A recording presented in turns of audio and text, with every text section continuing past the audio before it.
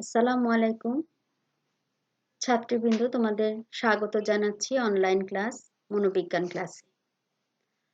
আমি শামীমা পারভীন, প্রভাষক মনোবিজ্ঞান বিভাগ, doctor Mohammad Fazlul Haque girls degree college, Daulatpur, Kushtia. আজকে আমি তোমাদের সামনে মনোবিজ্ঞানের প্রথম অধ্যায়ে মনোবিজ্ঞান পরিচিতি নিয়ে হাজির হয়েছি। আশা করছি মনোবিজ্ঞানের এই অংশটুকু আমি যেটা তোমাদের আলোচনা করব সেটা তোমাদের উপকারে আসবে। এখন আমরা মনোবিজ্ঞানের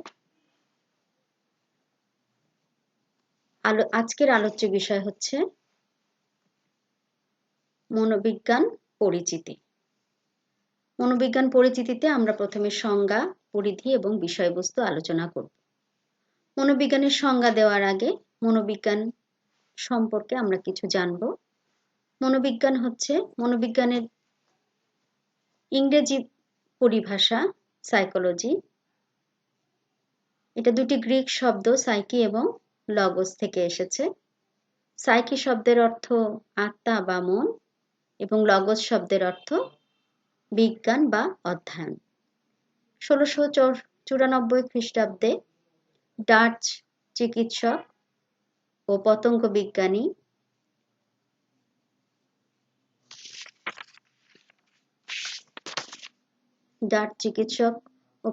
বিজ্ঞানী স্টিভেন বার্নকার্ট তিনি প্রথম দ্য ফিজিক্যাল ডিকশনারিতে সর্বপ্রথম ইংরেজি সাইকোলজি শব্দটি ব্যবহার করেন।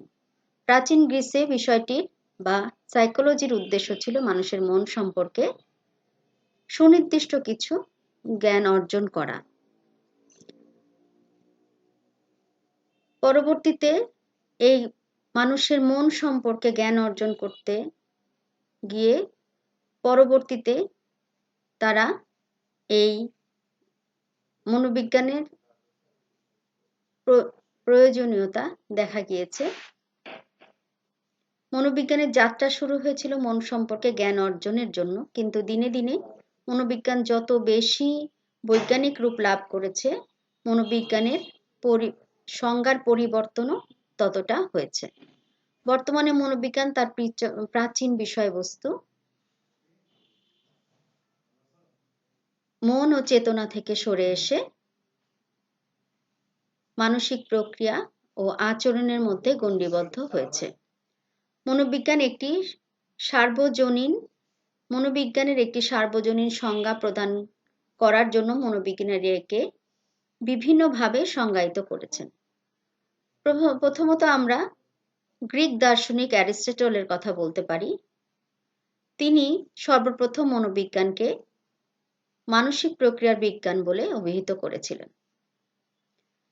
পরবর্তীতে উইলিয়াম জেমস তিনি মনোবিজ্ঞানকে মানুষের কার্যাবলী ও মানসিক প্রক্রিয়ার বিজ্ঞান বলে অভিহিত করেছিলেন। এরপরে আমি যে মনোবিজ্ঞানীর নামটি করব উনি হচ্ছেন উইলিয়াম উন্ড। এই উইলিয়াম উন্ডকে তোমাদের সব সময় মনে রাখতে হবে। তাকে আধুনিক মনোবিজ্ঞানের জনক বলা হয়, কারণ তিনি প্রথম জার্মান বিশ্ববিদ্যালয়ের লিপজিগ বিশ্ববিদ্যালয়ে একটি আধুনিক মনোবিজ্ঞান গবেষণাগার প্রতিষ্ঠিত করেছিলেন। সেই কারণেই তাকে আধুনিক মনোবিজ্ঞানের জনকও বলা হয়ে থাকে। তিনি মনোবিজ্ঞানের সংজ্ঞা দিতে গিয়ে বলেছিলেন যে মনোবিজ্ঞান হচ্ছে মানুষের চেতনার বিজ্ঞান। পরবর্তীতে বিখ্যাত আমেরিকান মনোবিজ্ঞানী জেবি ওয়াটসন তিনি তার সংজ্ঞায় মনোবিজ্ঞানকে মানুষ ও প্রাণীর আচরণ সংক্রান্ত প্রাকৃতিক বিজ্ঞান হিসেবে সংজ্ঞায়িত করেছিলেন।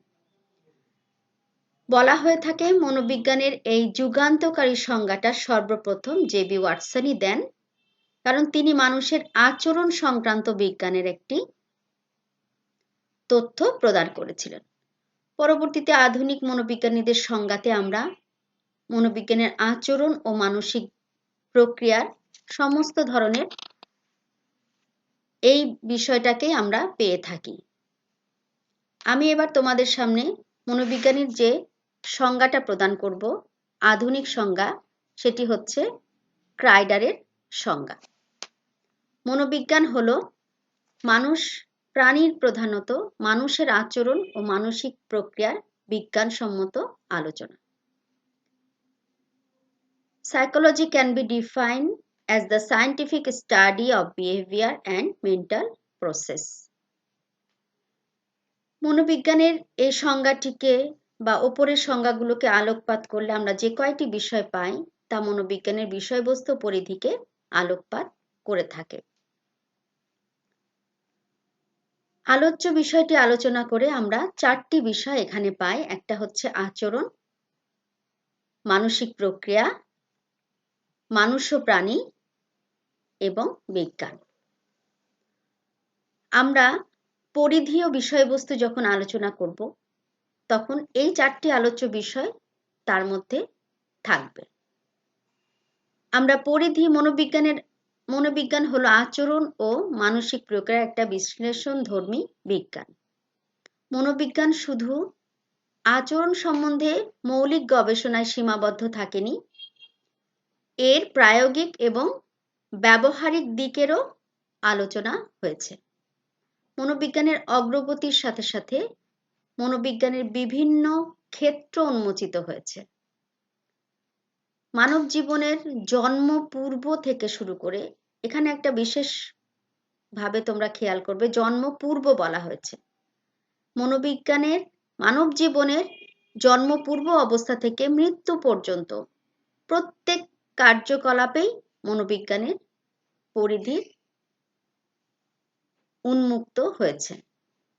এসব কার্যকলাপকে আমরা বিষয়বস্তুর অন্তর্ভুক্ত করে নিতে পারি। মোট কথা, মনোবিজ্ঞানের বিষয়বস্তু যেগুলো আছে সেগুলো এই পরিধির অন্তর্ভুক্ত। আমরা এখন এই আচরণ, মানসিক প্রক্রিয়া, মানুষ ও প্রাণী এবং বিজ্ঞান নিয়ে আলোচনা করব। দেখো, এখানে আমাদের মনোবিজ্ঞানের মূল বিষয়বস্তু বা ক্ষেত্র বা পরিধি আমরা যেটাই বলি সেটাই হচ্ছে আচরণ। এই আচরণকে ঘিরেই আমাদের মনোবিজ্ঞান আজ বিজ্ঞানের উন্নত শিখরে পৌঁছে গেছে।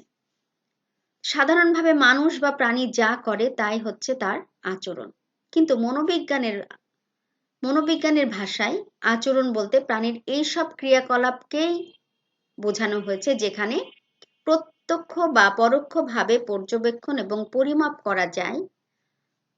এসবগুলোকেই মনোবিজ্ঞানে আচরণ বলে ব্যাখ্যা দেওয়া হয়েছে।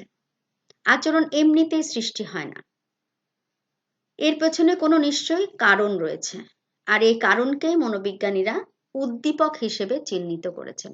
উদ্দীপক শব্দটি তোমরা মনোবিজ্ঞানের সব জায়গাতে পাবে, এজন্য উদ্দীপক শব্দটিকে তোমাদের বুঝে রাখতে হবে। মনোবিজ্ঞান শুধু উদ্দীপকের উপস্থিতিতেই যে আচরণ সৃষ্টি হয় তা না, এক্ষেত্রে প্রাণীর স্নায়ুতন্ত্রেরও কার্যকর ভূমিকা রয়েছে। অর্থাৎ উদ্দীপকের প্রেক্ষিতে স্নায়ুতন্ত্রের উদ্দীপনার ফলে প্রাণীদেহে সৃষ্ট পর্যবেক্ষণ ও পরিমাপযোগ্য প্রতিক্রিয়াই হচ্ছে আচরণ। তার মানে আচরণ হতে গেলে স্নায়ুতন্ত্রের কার্যাবলীর ভূমিকা রয়েছে। এক্ষেত্রে বলা যাচ্ছে যে আমাদের আচরণ হতে গেলে উদ্দীপকের সাপেক্ষে স্নায়ুতন্ত্রের উদ্দীপনার ফলে সৃষ্ট হয় এইরকম হতে হবে। দ্বিতীয়ত, প্রত্যক্ষ বা পরোক্ষভাবে পর্যবেক্ষণযোগ্য ও পরিমাপযোগ্য হতে হবে এই আচরণ। আমরা তাহলে আচরণ সম্বন্ধে জানলাম, এবার আমরা জানব মানসিক প্রক্রিয়া সম্পর্কে। মানুষ বা প্রাণীর যে আভ্যন্তরীণ প্রক্রিয়াসমূহ বাহ্যিক আচরণ সৃষ্টির জন্য দায়ী এবং যা বাইরে থেকে সরাসরি পর্যবেক্ষণযোগ্য পরিমাপ করা যায় না, এমন সব কার্যকলাপগত প্রক্রিয়াকেই মনোবিজ্ঞানে মানসিক প্রক্রিয়া বলে চিহ্নিত করা হয়েছে। অর্থাৎ উদ্দীপক ও প্রতিক্রিয়ার মধ্যবর্তী বিভিন্ন ধরনের অভিজ্ঞতা ও সচেতনতার কার্যকলাপ ভিত্তিক প্রক্রিয়ার সামগ্রিক রূপকে বলা হয় মানসিক প্রক্রিয়া। এইসব মানসিক প্রক্রিয়াগুলোর মধ্যে রয়েছে অন্যতম রয়েছে যেগুলো, তা হচ্ছে শিক্ষণ, প্রত্যক্ষণ, সংবেদন, বুদ্ধি, আবেগ, স্বপ্ন ইত্যাদি। আমরা মানসিক প্রক্রিয়ার একটা উদাহরণও দিতে পারি। দেখো, মানসিক প্রক্রিয়া হচ্ছে তুমি 1 লক্ষ টাকার একটা লটারি পেয়েছো। সেই লটারিতে 1 লক্ষ টাকা তুমি কি কি কাজে ব্যবহার করবে? তোমার মধ্যে পরিকল্পনা, চিন্তা, সেটাকে বুদ্ধি খাটিয়ে কাজে লাগানো, প্রত্যেকটাই কিন্তু আমাদের আভ্যন্তরীণভাবে সৃষ্টি হচ্ছে এবং সেটা কি হচ্ছে? আমাদের এইসব কার্যকলাপকে পর্যবেক্ষণ করা, পরিমাপ করা, যাওয়াটা কিভাবে পরিমাপ করছে সেটা কিন্তু মানসিক প্রক্রিয়ার মধ্যে মনোবিজ্ঞানীরা নিরলসভাবে কাজ করে যাচ্ছেন। এই প্রক্রিয়াগুলোর উদ্দীপকের দ্বারা কিভাবে সৃষ্টি হয়, পরবর্তী সময়ে কোন কোন আচরণের মাধ্যমে এর বহিঃপ্রকাশ ঘটে, তা মনোবিজ্ঞানীরা বৈজ্ঞানিকভাবে বিশ্লেষণ করে থাকেন। আমাদের মূল বিষয়ের মধ্যে আমরা আচরণ ও মানসিক প্রক্রিয়া আলোচনা করতে পেরেছি। এবার মানুষ ও প্রাণী। দেখো, আমরা আচরণ ও মানসিক প্রক্রিয়া আলোচনা করলাম, এগুলো কাদের? এই মানুষ ও প্রাণীর। মানুষ ও প্রাণীর আচরণ ও মানসিক প্রক্রিয়া নিয়ে মনোবিজ্ঞান আলোচনা করে যাচ্ছে বিজ্ঞানসম্মতভাবে। ব্যাখ্যা, তথ্য উপাত্ত সংগ্রহ করে এবং তা বিশ্লেষণ করে যাচ্ছে। আর বিজ্ঞান, এটা বিজ্ঞানসম্মতভাবে ব্যাখ্যা বিশ্লেষণ করা হয়ে থাকে। আমরা এখন পর্যন্ত যে বিষয়গুলো পূর্বে আলোচনা করেছি সেগুলো যদি আমরা আবার দেখি তাহলে মনোবিজ্ঞানের সংজ্ঞায় আমরা পাই, মনোবিজ্ঞান হচ্ছে মানুষ ও প্রাণীর আচরণ সংক্রান্ত বিজ্ঞান। এই আচরণ ও মানসিক প্রক্রিয়া সংক্রান্ত বিজ্ঞানই হচ্ছে মনোবিজ্ঞান। আজকে আমরা এই পর্যন্তই তোমাদের শেষ করছি। পরবর্তী সময়ে আমরা আবার মনোবিজ্ঞানের অন্য বিষয় নিয়ে আলোচনা করব। সবাইকে ধন্যবাদ।